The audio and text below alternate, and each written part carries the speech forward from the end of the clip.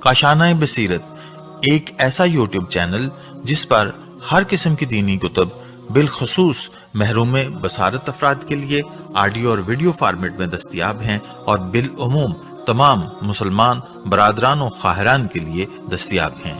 इसलिए आपसे गुजारिश है कि बेल आइकन को प्रेस करके हमारे इस चैनल को जरूर सब्सक्राइब कीजिए ताकि आइंदा आने वाली हर किताब आपको बर वक्त मिलती रहे। काशाना बसीरत, काशाना बसीरत, काशाना बसीरत, काशाना बसीरत।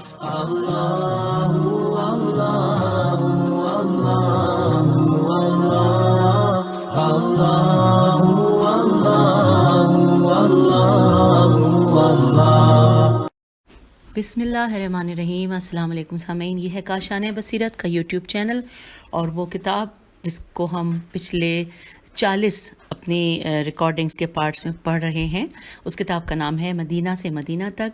और अब हम इस वक्त सेकंड लास्ट अपनी रिकॉर्डिंग के पार्ट में इकट्ठे हुए हैं। इसके बाद वाला जो पार्ट होगा वो लास्ट होगा और हम पहुँचे हैं पेज नंबर 537 पर और यहाँ पर हेडिंग है यजीद मलऊन से इमाम सज्जाद अलैहिस्सलाम की गुफ्तगू। लिखा है मरहूम इब्ने शहर आशोब ने मुनाकिब में लिखा है कि जब उसरा अलिफ पे पेश है, अलिफ सीन रे अलिफ और हमज़ा, जब उसरा को दरबार यजीदी में लाया गया तो यजीद ने जनाब ज़ैनब से कहा कि जो कहना चाहते हो कहो। बीबी सलामुल्लाह अलैहा ने फरमाया कि तेरे साथ इमाम ज़ैनुल आबिदीन अलैहिस्सलाम कलाम करेंगे। फिर इमाम अलैहिस्सलाम ने फरमाया कि तो हमसे ये तू उम्मीद न रख कि तूने हमें ज़लील व ख़ौर किया है और हम तुझे इज़्ज़त व अकराम देंगे। हम अगर तेरी मजम्मत ना करें तो तू हमें ज़्यादा ज़लील व ख़ौर करेगा। खुदा की कसम हमारे दिल के अंदर तुम्हारी कोई हैसियत नहीं और तुम्हारी मलामत इसलिए नहीं करते कि तुम हमें दोस्त नहीं रखते। यजीद ने कहा, ए जवान, तुमने ठीक कहा है क्योंकि तुम्हारा दादा और बाप हुकूमत लेने की आरजू रखते थे, लेकिन खुदा ने उनको कत्ल कर दिया और उनके खून बहा दिए और हम खुदा का शुक्र अदा करते हैं कि इन दोनों को कत्ल कर दिया। उसके बाद लिखा है कि इमाम अलैहिस्सलाम ने फरमाया कि नबूवत व अमारत हमेशा हमारे ख़ानदान में थी और उस वक्त से है कि जब कि तू पैदा भी ना हुआ था। मेरे वालिद खिलाफत के अहल थे या तू, यहाँ पे सवालिया निशान है। हालांकि मेरे बाप तुम्हारे पैगंबर सल्लल्लाहु अलैहि वसल्लम के बेटे थे। तू अपनी हुकूमत पर तकब्बुर ना कर क्योंकि खुदा मुतकब्बरीन को पसंद नहीं करता। यजीद गज़बनाक हुआ और जल्लाद को हुक्म दिया कि इस जवान को कत्ल कर दो। जल्लाद आया और इमाम अलैहिस्सलाम को हाथ से पकड़ा तो अहले बैत अलैहिस्सलाम की फरियादें बुलंद हुईं। इमाम सज्जाद अलैहिस्सलाम ने गिरिया किया और रसूल पाक सल्लल्लाहु अलैहि वसल्लम से शिकवा किया कि ए जद्दे बुजुर्गवार और ए रसूल ताजदार, मेरी मदद करें। आप सल्लल्लाहु अलैहि वसल्लम के हुसैन अलैहिस्सलाम को उन्होंने कत्ल कर दिया और आपकी नस्ल को पारा पारा कर दिया और आपकी बेटियों को कनीज़ों की तरह ज़िल्लत ख्वारी से कैदी करके नामहरम लोगों के हुजूम में फिराते रहे। ए जद्दे बुजुर्गवार, ये मुझ बीमार, नातवा और कमज़ोर को ज़िल्लत से कैदी बनाकर और जंजीर पहनाकर शाम लाए हैं और अब मेरे कत्ल का इरादा रखते हैं और कोई मेरी सिफारिश करने वाला नहीं है। तमाम मस्तूरात ने इमाम अलैहिस्सलाम के गिर्द हल्का बनाकर मातम किया। जनाब उम्मे कुलसूम सलामुल्लाह अलैहा ने यजीद से मुखातिब होकर फरमाया, ए यजीद, तूने अहले बैत अलैहिस्सलाम के खून से ज़मीन को रंगीन किया है और इस जवान के अलावा हमारा कोई मर्द नहीं बचा। फिर 64 मस्तूरात और बच्चे बीमार सज्जाद अलैहिस्सलाम के दामन से लिपट गए और सब फरियाद कर रहे थे कि हाय अफसोस, हमारे मर्द जवान सब कत्ल कर दिए गए, औरतों को कैद कर लिया गया और अब एक जो बाकी बचा है उस पर भी तलवार तान दी गई है। कैदियों की आहोजारी और दुखी बहनों ने यजीद के जिस्म में लर्जा पैदा कर दिया और दरबार में बैठे लोगों की हालत गमगीन हो गई। यजीद को खौफ लाहक हुआ कि कहीं बगावत ना हो जाए, चुनाचे वो कत्ले इमाम सज्जाद अलैहिस्सलाम से रुक गया। और फिर लिखा है, अब अगली हेडिंग है कि अहले बैत अलैहिस्सलाम का दरबार खराबाए जिंदान में कैद होना। लिखा है यजीद ने इमाम सज्जाद अलैहिस्सलाम के कत्ल से मुनसरिफ होने के बाद हुक्म दिया कि उनके गले से जंजीर खोल दी जाए और औरतों के बाजुओं से रस्सियों को खोल दिया जाए और इनको दोबारा دوبارہ زندان بھیج دیا جائے تاکہ میں بعد میں سوچ کر ان کے متعلق کوئی فیصلہ کر سکوں۔ علامہ مجلسی بہار الانوار میں فرماتے ہیں کہ اہل بیت علیہ السلام کے مردوں سے 12 افراد تھے۔ دربار یزید میں ان تمام کے گلے میں طوق اور زنجیر ڈالے گئے تھے۔ دربار سے واپسی پر زنجیر اتارنے کا حکم دیا گیا۔ صاحب کتاب حاضہ کا بیان ہے کہ اہل بیت علیہ السلام کے ان 12 قیدیوں کے نام کتب میں مذکور ہیں، صرف امام سجاد علیہ السلام اور امام باقر علیہ السلام جو 4 سال کے تھے، عمر بن الحسین، حسن بن حسن اور عمر بن حسن کا تذکرہ ہے۔ بہر صورت مرحوم قزوینی نے کتاب ریاض الاحزان میں لکھا ہے کہ جب آل اہل بیت کو قتل ہونے سے نجات ملی تو دوبارہ اس خرابہ زندہ میں جس کی چھت نہ تھی لایا گیا۔ تمام مستورات اپنے جوانوں اور شہیدوں کی یاد میں تڑپ تڑپ کر رو رہی تھیں۔ ہر گوشے میں 3-4 عورتیں ایک دوسرے کے گلے میں باہیں ڈال کر اپنے شہیدوں پر آنسو بہاتی رہیں، اور یتیم بچے اپنے زانوں پر ماتم کرتے رہے اور دل سے دکھی آہیں بھرتے رہے۔ مستورات اپنے جوانوں کے فراق میں، ان کی یاد میں آنکھوں سے بارش کی طرح آنسو بہا رہی تھیں، اور حالت یہ تھی کہ تمام بیبیاں سفر کی تھکی ماندی تھیں اور ان کے رنگ اڑے ہوئے تھے، چہرے زرد تھے، بدن کمزور تھے، تازیانوں سے جسم پر نیلے داغ تھے، بے خوابی اور گرسنگی کی وجہ سے انتہائی کمزوری ہو گئی تھی اور دلوں میں موت کی تمنا تھی۔ دنیا سے سیر ہو چکی تھی اور خدا سے مناجات کرتی تھیں۔ اب ہیڈنگ خرابہ شام کے زندان میں پریشانی۔ لکھا ہے جب رات ہوئی اور تاریکی چھا گئی تو تمام غم اہل بیت علیہ السلام کے دلوں میں تازہ ہو گیا، کیونکہ ایک طرف خرابے کی دیواروں کے شگافوں اور دوسری طرف رات کی تاریکی کی وحشت سے بچے اور بچیاں خوف سے لرز رہے تھے۔ نہ بچھانے کے لیے فرش تھا کہ اس پر بیٹھ سکے، نہ چراغ تھا کہ روشنی کر لیں، نہ پانی تھا کہ تشنگی دور کر لیں، نہ کھانے کی کوئی چیز موجود تھی۔ اس کے بعد لکھا ہے انورٹڈ کاما میں کہ غربت کی حالت میں ایک دوسرے کے ساتھ جمع ہو کر بیٹھے تھے۔ اطاعت، عبادت اور نماز کے بعد مستورات نے بچے گود میں لیے اور سوز و گداز میں نوحہ پڑھنے لگی۔ سب قیدی و وحشت و اضطراب میں تھے کہ شاید خرابہ کی دیواریں اوپر گر جائیں گی، انورٹڈ کاما کلوز۔ بس خدا جانتا ہے کہ مشکل سے اہل بیت علیہ السلام نے رات گزاری، اور تمام مستورات اور بچوں کا درد جناب زینب سلام اللہ علیہا کو تھا۔ آپ پوری رات جاگتی رہیں اور بچوں اور مستورات کو تسلیاں دیتی رہیں۔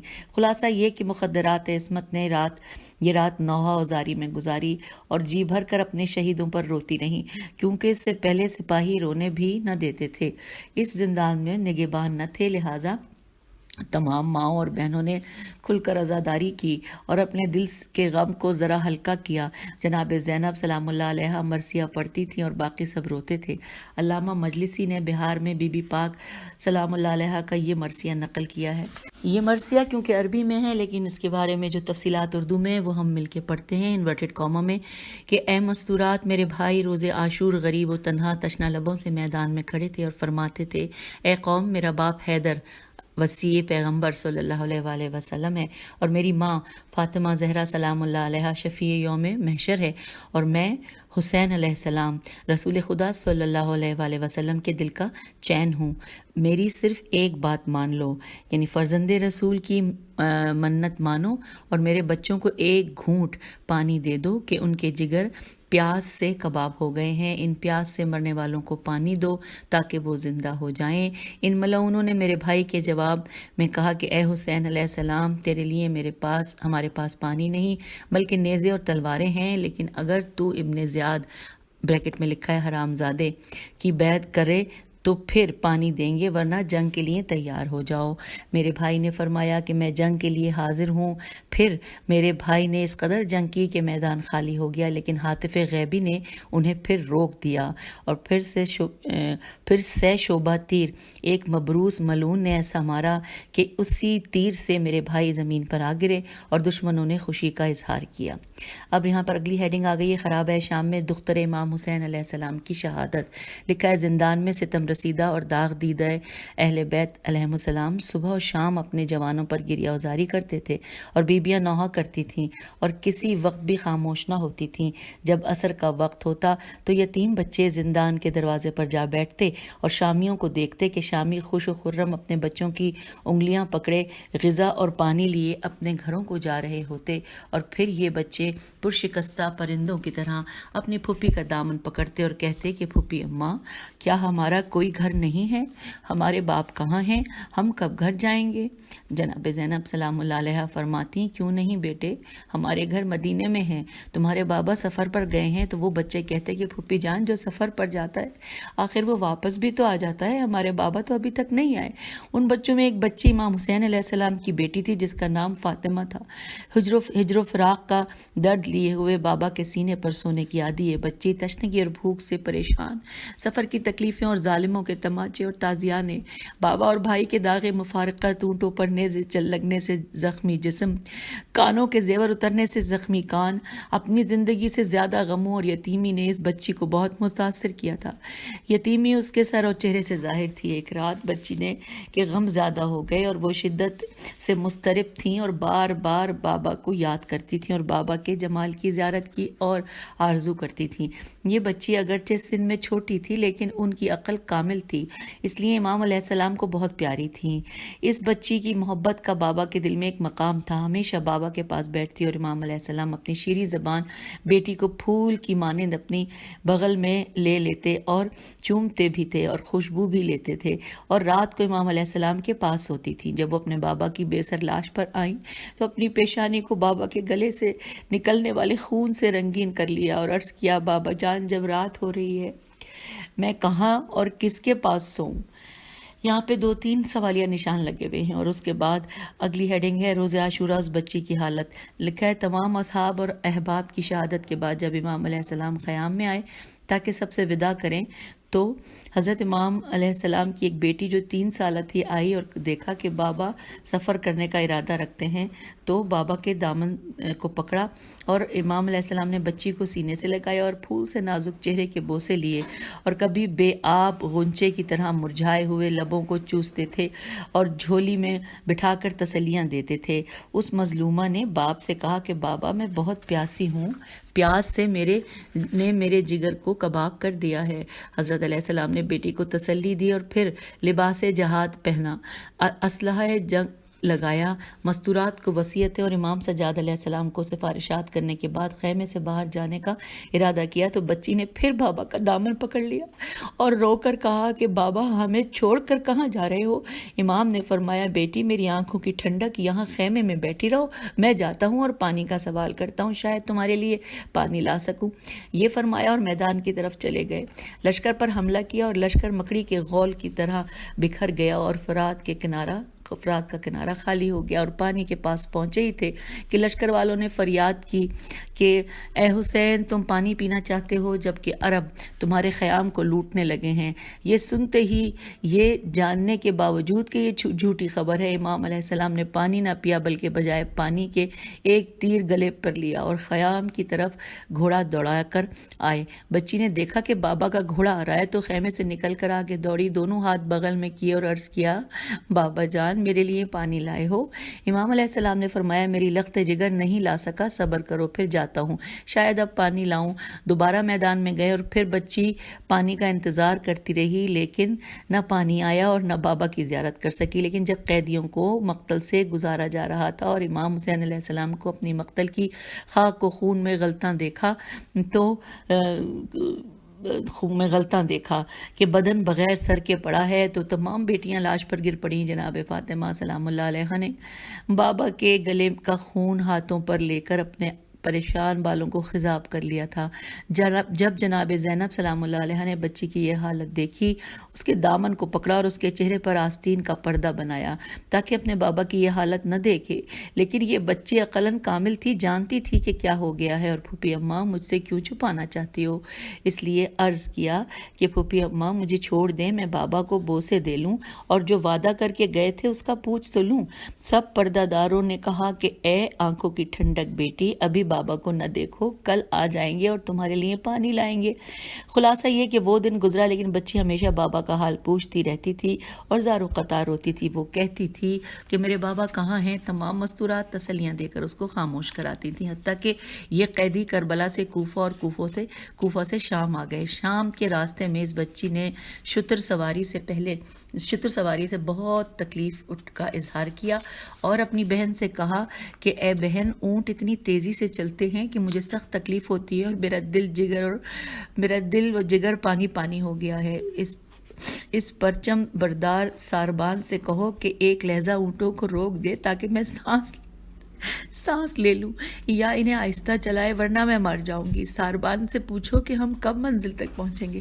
جب شام آئی تو دربار یزید کی حالت دیکھی، منزل خراب ہے، زندان دیکھا تو اس بی بی کا دل بہت آزردہ ہوا۔ نہ فرش، نہ چراغ، نہ پانی، نہ کھانا، دن کو سورج کی دھوپ اور رات کو گریا، کہیں سے سکون نہ تھا، دکھ ہی دکھ تھا۔ ایک رات بابا کی زیارت کو دل اس قدر مجبور ہوا کہ زانوں کو بغل میں لے کر سر کو زانوں پر رکھا اور بابا کے فراق میں رونا شروع کر دیا اور یہ فرمایا کہ بابا، اس خرابہ شام میں آپ کا انتظار کر رہی ہوں کہ شاید آپ آ جائیں۔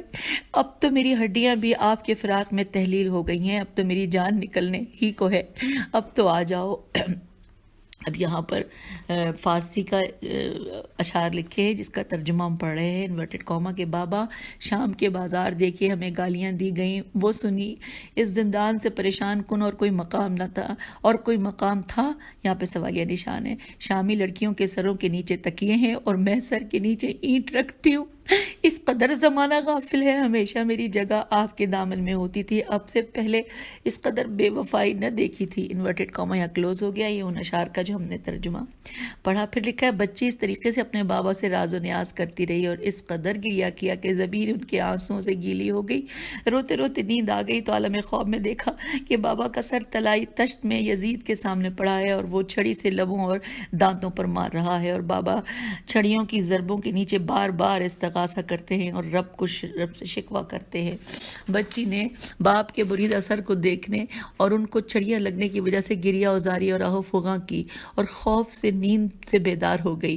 ایسی دھاڑے مار مار کر روئی کہ تمام قیدی پریشان ہو گئے اور فریاد کر رہے تھے، واہ محمدہ، واہ حسینہ۔ تمام مستورات نے حلقہ بنایا اور ان سے کثرت اور شدت گریہ کی وجہ پوچھی تو بی بی پاک صلی اللہ علیہ وآلہ وسلم نے فرمایا کہ میرے بابا کو لاؤ، نور چشم کو لاؤ تاکہ ان کے جمال کی زیارت کر لوں۔ پھوپھی جان، میں نے ابھی خواب میں دیکھا ہے کہ بریدہ سر یزید کے سامنے پڑا ہے اور وہ ظالم چھڑی سے ان کے لبوں اور منہ پر مار رہا ہے اور میرے بابا کا سر خدا کے سامنے استغاثہ کر رہا ہے۔ مجھے ابھی بابا کے سر سے ملاؤ۔ قیدی بیویوں نے جس قدر بھی چاہا کہ اسے خاموش کرائے، نہ کرا سکیں، بلکہ بی بی کے گریہ ازاری میں اضافہ ہوتا گیا۔ جب عورتیں خاموش نہ کرا سکیں تو امام زین العابدین آگے بڑھے اور بہن کو بغل میں لیا اور سینے سے لگایا اور تسلی دیتے ہوئے فرمایا، بہن صبر کرو، رو کر ہمارے دلوں کو زیادہ دکھی نہ کرو۔ لیکن پھر بھی بچی کا گریہ ازاری جاری رہا اور وہ یہ کہہ کر ماتم کرتی رہی کہ کہاں گئے میرے بابا، میرے تاجدار بابا، میرے بزرگوار بابا۔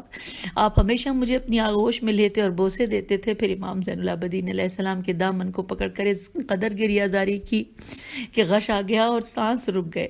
امام علیہ السلام بچی کی غربت پر رو پڑے۔ امام کو دیکھ کر تمام مستورات کے گریے کی آوازیں بلند ہوئیں۔ یہ ویرانہ نما خرابہ قیدیوں کے دکھی بین کر کے رونے سے بقعے نال و بکا بن گیا۔ بچی بے ہوش ہو گئی۔ مخدرات عصمت دکھ اور غم سے سر اور منہ پر ماتم کرتی تھیں، سروں میں خاک ملاتی تھیں، گریبان چاک کرتی تھیں اور رونے کا شور اس قدر تھا کہ یزید کے محل میں رونے کی آوازیں پہنچیں۔ طاہر بن عبداللہ دمشقی کہتا ہے کہ اس وقت یزید کا سر میرے زانوں پر تھا اور فرزند زہرا کا سر ایک تشت میں پڑا تھا۔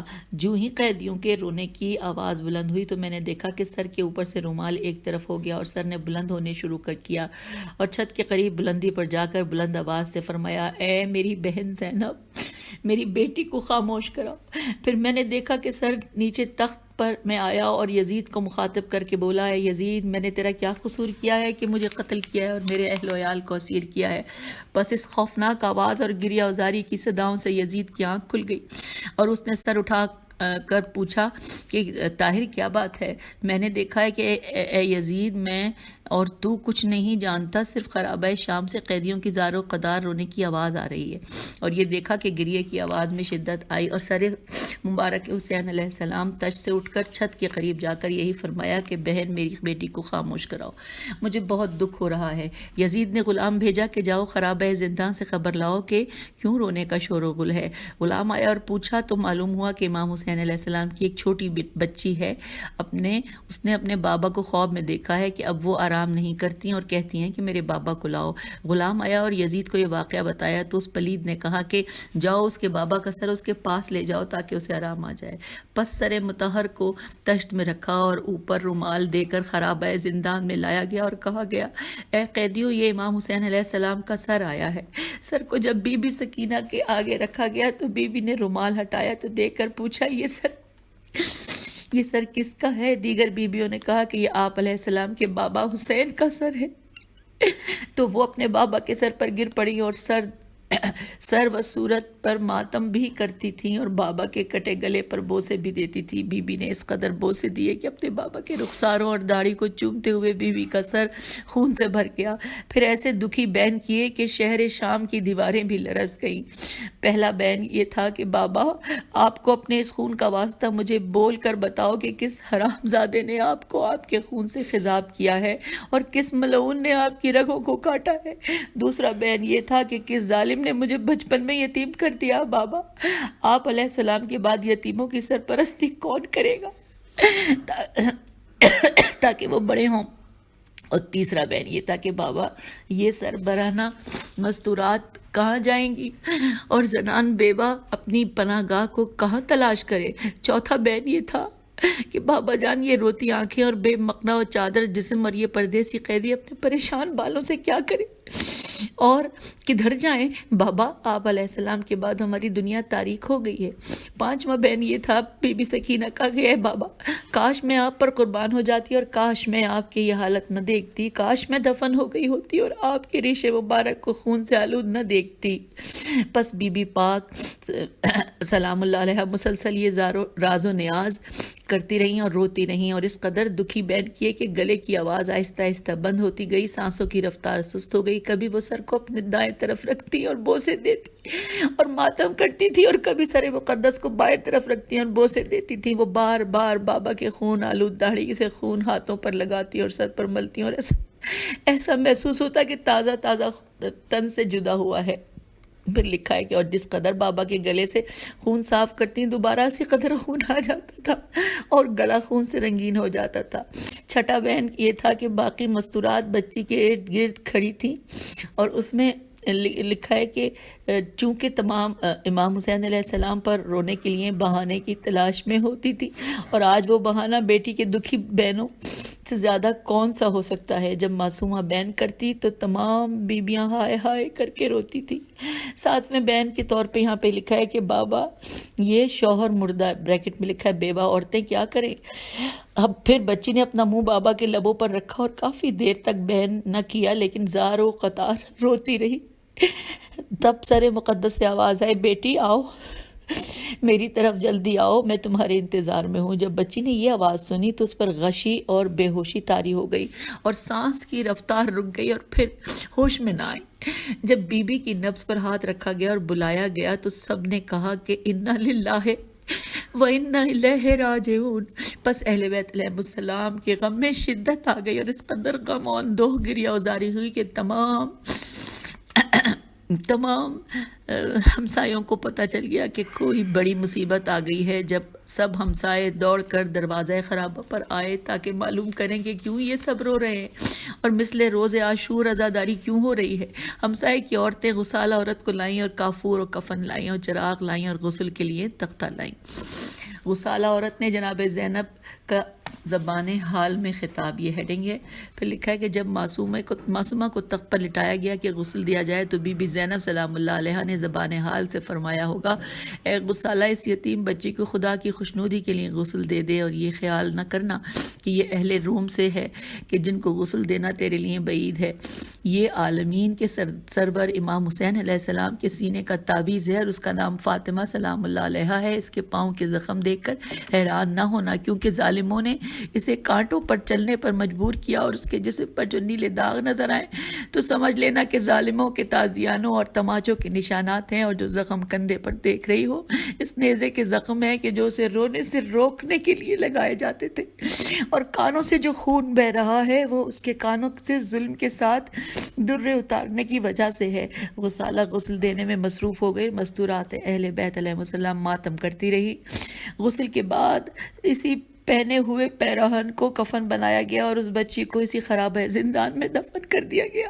جب بی بی زینب سلام اللہ علیہ قید سے چھوٹی اور اہل بیت وطن واپسی کے لیے تیار ہوئے تو جناب زینب کبریٰ سلام اللہ علیہ نے زندان کے دروازے پر آ کر محمل سے سر باہر نکالا اور شامی عورتوں سے فرمایا کہ ہماری ایک امانت اس زندان میں ہے، تمہیں اس کی جان کی قسم کبھی کبھی اس کی قبر پر ضرور حاضری دینا، اس کی قبر پر پانی چھڑکنا اور چراغ روشن کرنا۔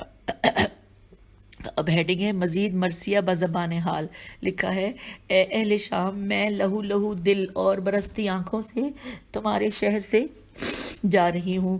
تمہاری بے وفائی کی حد تھی کہ امام حسین علیہ السلام کے قتل ہونے کے بعد تم نے خوشیاں منائی اور مہندی لگائی۔ جن بیبیوں کے گھروں کا دربان جبرائیل تھا ان کو اسے خرابے میں رکھا گیا، اور جب تک ہم زندان میں رہی ہمارا بستر خاک اور تکیہ اینٹیں تھیں۔ اب میں جا رہی ہوں اور آنسو بہاتے ہوئے ایک وصیت کرتی ہوں کہ ہماری چھوٹی بچی کی قبر پر جو عالم غربت میں فوت ہوئی کبھی کبھی آ کر چراغ جلا دینا۔ اب یہاں پر ہیڈنگ ہے شامی خطیب کے خطبے کے جواب میں امام سجاد علیہ السلام کا انقلابی خطبہ، لکھا ہے شام میں اہل بیت علیہ السلام کے مصائب میں سے ایک مصیبت یہ بھی تھی کہ شامی خطیب بحکم یزید منبر پر آیا اور حجت خدا کی موجودگی کے باوجود اور لوگوں کے پرہجوم مجمع میں یزید کے آباء و اجداد کی مدح سرائی کی اور اولیاء کے شہنشاہ کی مذمت کی۔ بعض کتب میں اجمالی اور بعض میں تفصیلی خطاب درج ہیں، البتہ سب کے نزدیک خطبے کا ہونا مسلم ہے، اگرچہ اس میں اختلاف ہے کہ یہ خطبہ دربار یزید میں دیا گیا یا جامع مسجد میں دیا گیا۔ مرحوم سید لہوف میں اور دیگر مورخین بھی لکھتے ہیں کہ یہ دربار یزید میں وارد ہوا، اور بعض دیگر نے جامع مسجد میں لکھا ہے جہاں لوگوں کا ہجوم تھا۔ شیخ تبریسی نے احتجاج میں، ابو مخنف نے اپنے مقتل میں، ابن شہر آشوب نے مناقب میں یہ خطبہ نقل کیا ہے، اور علامہ مجلسی نے بہار الانوار میں اس واقعے کو مناقب میں سے شمار کیا ہے اور دوسروں سے زیادہ مفصل اس خطبے کی تشریح کی ہے، اور وہ یہ ہے کہ یزید نے حکم دیا کہ لوگوں کو جمع کیا جائے، اور پھر ایک زبان دراز بدبخت خطیب کو حکم دیا کہ ممبر پر جا کر شہنشاہ اولیاء کی سخت مذمت کرے۔ خطیب بے نصیب اٹھا اور ممبر پر بیٹھ کر خطبہ شروع کر دیا۔ پہلے حمد و ثناء الہی کی، اور یعنی شہنشاہ اولیاء اور سید الشہداء کے بارے میں گندی اور فضول زبان استعمال کی، اور معاویہ اور یزید کی تعریفوں میں بہت سے فضائل و مناقب پڑھے جس میں ان کی صفات جمیلہ بیان کی، اور انہی فضائل و مناقب کی وجہ سے معاویہ اور یزید کو خلافت کے لیے اولا اور بہتر کہا۔ امام زین العابدین علیہ السلام یہ برداشت نہ کر سکے اور فرمایا کہ اے خطیب، ہائے افسوس تجھ پر، تو نے خالق کو ناراض کیا اور مخلوق کی رضامندی خریدی، تو نے بہت بڑا سودا کیا ہے۔ پھر حضرت امام سجاد علیہ السلام یزید کے پاس آئے اور فرمایا کہ اے یزید، مجھے اجازت ہے کہ میں بھی ان لکڑیوں کے مجموعے پر جاؤں اور ایسا خطبہ دوں جو رضائے خدا اور رسول صلی اللہ علیہ وآلہ وسلم پر مشتمل ہو۔ ایسا خطبہ سننے والوں کو بھی اجر اور ثواب ملے گا۔ یزید نے کہا کہ آپ علیہ السلام کے ممبر پر جانے کی ضرورت نہیں، لیکن ارکان و امرائے شام نے کہا کہ اے امیر المومنین، اگر اجازت دے دو تو کیا حرج ہے، یہ ہاشمی جوان بھی حجازی لہجے کے ساتھ بھی ممبر پر جائے اور ہم اس سے کچھ سنیں۔ اس کے الفاظ و عبارات پر غور کریں تاکہ شام و حجاز کی فصاحت و بلاغت کا فرق سمجھ میں آ جائے۔ یزید نے کہا اے شامیوں، یہ قبائل حجاز بہت فصیح و بلیغ ہوتے ہیں، اگر یہ ممبر پر گیا تو اس وقت تک نیچے نہیں آئے گا جب تک مجھے اور سفیان کی تمام خاندان کو ذلیل و شرمندہ اور رسوا نہ کر دے۔ یہ بنی امیہ کے متعلق بہت برے الفاظ کہتے ہیں۔ ارکان دولت نے پھر درخواست کی کہ اے یزید، خدا کے معاملات صحیح فرمائے کہ اے یزید خدا اس کے معاملات صحیح فرمائے، اس نوجوان کی یہ طاقت کہاں کہ اس قسم کے پرہجوم مجمع میں کھل کر بات کر سکے، ہماری تو صرف یہ خواہش ہے کہ اپنے جد پیغمبر اکرم صلی اللہ علیہ وآلہ وسلم سے ایسی حدیث سنائے کہ جو ہمارے لیے نصیحت اور سکون کا باعث ہو۔ اب یزید ان بزرگان اور ارکان حکومت کی بات کو رد نہ کر سکا اور مجبوراً اجازت دے دی۔ تب امام سجاد علیہ السلام زمین سے اٹھے اور ممبر کے پاس آئے، پہلی اور دوسری سیڑھی پر قدم رکھا اور بقعہ نور عرش پر جلوہ گر ہوا۔ پھر لکھا ہے اور بقعہ نور عرش پر جلوہ گر ہوا، لوگ دور و نزدیک سے آئے کہ یہ مسافر شخص کون ہے اور کیا کہنا چاہتا ہے۔ امام علیہ السلام نے پہلے حمد و ثنائے باری تعالیٰ کی اور ایسی حمد کی کہ دنیا نے آج تک ایسی حمد نہ سنی تھی۔ پھر خطبہ دیا، ایسا خطبہ دینا شروع کیا کہ جس سے آنکھوں سے آنسو جاری ہو گئے اور دل میں خوف خدا پیدا ہونے لگا۔ خدا نے ہم اہل بیت علیہ السلام کو 6 چیزیں عطا کی ہیں اور 7 چیزیں دے کر فضیلت دی ہے۔ وہ 6 چیزیں جو عطا کی ہیں وہ علم، حلم، سماحتہ، سین میم الف ہے تے ہے بریکٹ میں لکھا ہے بزرگی، فصاحت، شجاعت اور مومنین کے دلوں میں ہماری محبت ہے، یعنی جو بھی مومن ہے ہم سے محبت کرتا ہے۔ اور وہ 7ویں چیز جو ہمیں بطور فضیلت دی گئی ہے وہ یہ ہیں، اور وہ 7 چیزیں جو ہمیں بطور فضیلت دی گئی ہیں وہ یہ ہیں: نبی مختار حضرت محمد مصطفیٰ، جناب حیدر کرار علیہ السلام، جناب جعفر طیار رضی اللہ، جناب حمزہ سید الشہداء رضی اللہ، اسد الرسول اور حسن الحسین علیہ السلام کی ذوات مقدسہ۔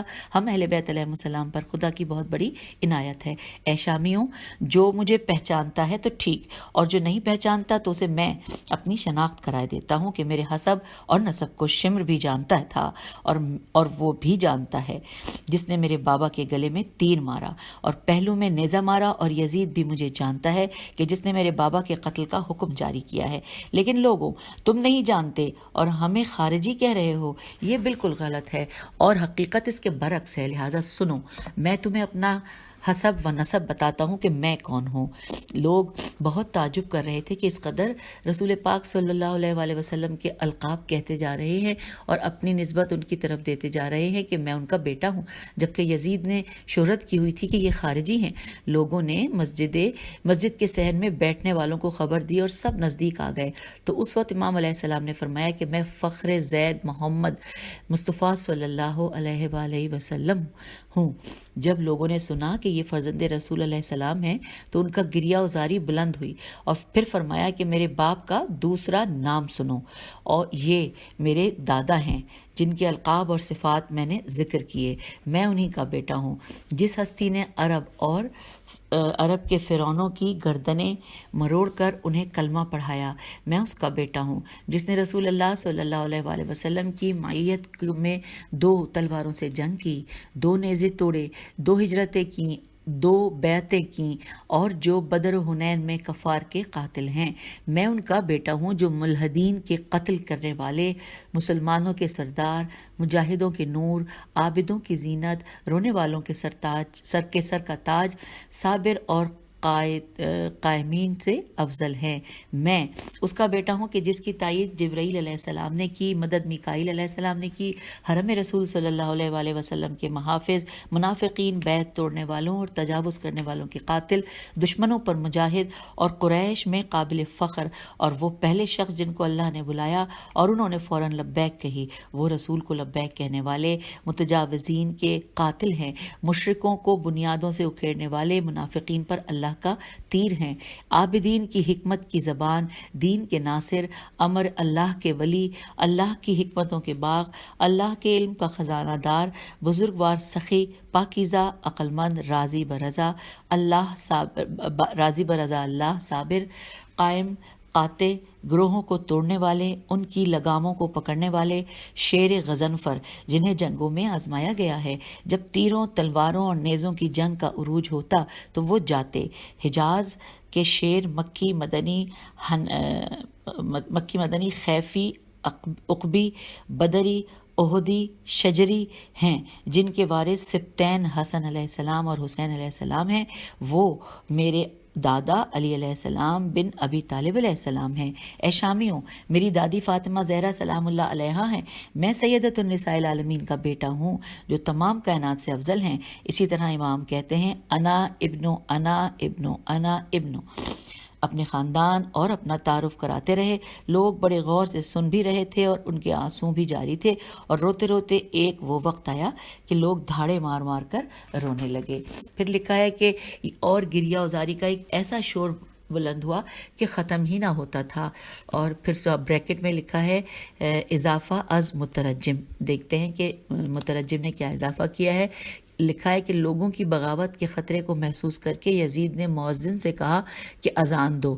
جب مؤذن نے کہا اشہد ان محمد رسول اللہ، تو امام علیہ السلام نے فرمایا کہ اے مؤذن رک جاؤ، اے یزید اب بتاؤ کہ یہ محمد صلی اللہ علیہ وآلہ وسلم کے جن کا نام اذان میں ہے، یہ میرے نانا صلی اللہ علیہ وآلہ وسلم ہیں یا تیرے نانا ہیں؟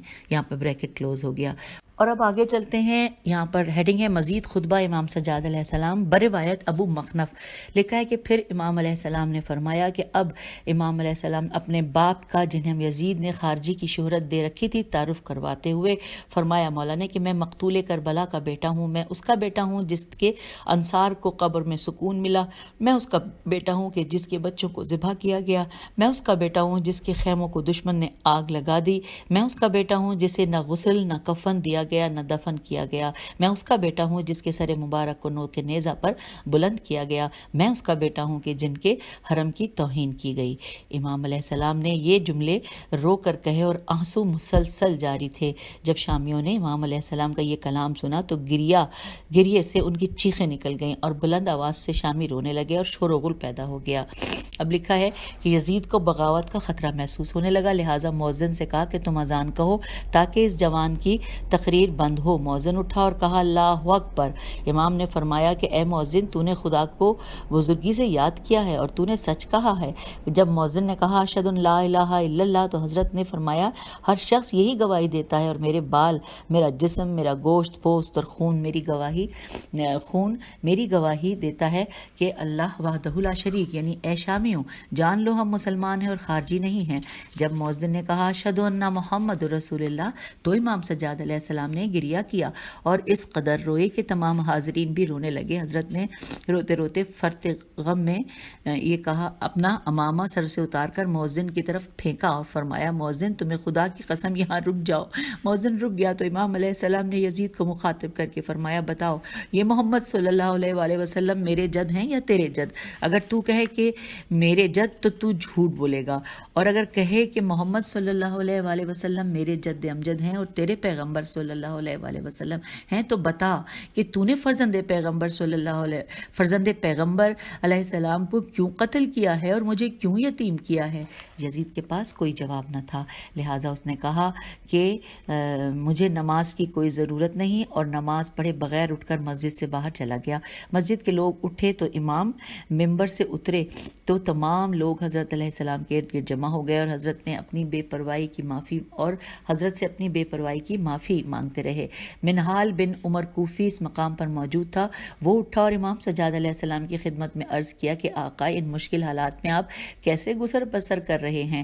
امام علیہ السلام نے فرمایا کہ اس کا کیا حال ہوگا جس کا باپ قتل کر دیا جائے اور اس کے ناصر قتل کر دیے جائیں۔ ان غربت میں ہمارا یہی حال ہے کہ جو تم دیکھ رہے ہو کہ ہمارے پردہ داروں کو ہر خاص و عام میں پھرایا گیا، نہ چادریں، نہ کھانا، نہ آرام۔ اے منہال، جو حال تم دیکھ رہے ہو میں کیا کروں؟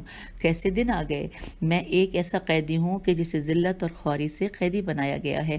اے منہال، زمانے نے مجھے اور میری اہل بیت علیہ السلام کو عزاداری اور غم کا لباس پہنا دیا ہے، ہمیں قوت اور کھانے کے بجائے مصیبتوں اور دکھوں کا زہر پلایا جا رہا ہے۔ میری اہل بیت علیہ السلام کا حال دیکھو کہ لوگوں کی انگلیوں کے اشارے ان کی طرف ہوتے ہیں، لوگوں سے گالیاں سنتے رہتے ہیں اور صبح و شام آنے والی مصیبتوں سے پریشان ہوتے رہتے ہیں۔ ایک وقت عرب فخر کرتے تھے عجموں پر کہ محمد مصطفیٰ صلی اللہ علیہ وآلہ وسلم ہم سے ہیں۔ قبیلہ قریش باقی قبائل پر فخر کرتا تھا کہ محمد مصطفیٰ صلی اللہ علیہ وآلہ وسلم ہمارے قبیلہ قریش سے ہیں اور ہم اسی محمد کی اولاد ہیں کہ کبھی لوگ ہم پر فخر کرتے تھے۔ البتہ ہماری یہ حالت ہوگی کہ جوان مارے گئے، ہمارے گھروں کو آگ لگا دی گئی ہے، ہماری عورتیں نامحرموں کے ہاتھوں قیدی ہیں، میرے بابا کے سر کو شہروں میں ہدیے کے طور پر لے جایا جاتا ہے، گویا ہماری کوئی حسب و نسب ہی نہیں۔ اب یہاں یزید کے قیدی ہیں اور کنیزوں اور غلاموں کی طرح ہمارے اوپر تنہائی اور غربت ہے۔ منہال نے پوچھا، مولا آپ کی اقامت کہاں ہے کہ وہاں آپ کے پاس حاضر ہوں؟ امام کے آنسو جاری ہو گئے اور فرمایا کہ ہم ایک خراب انما مکان میں قیدی ہیں۔ سامعین، یہاں پر پیج 554 پہ آپ سے اجازت چاہیں گے۔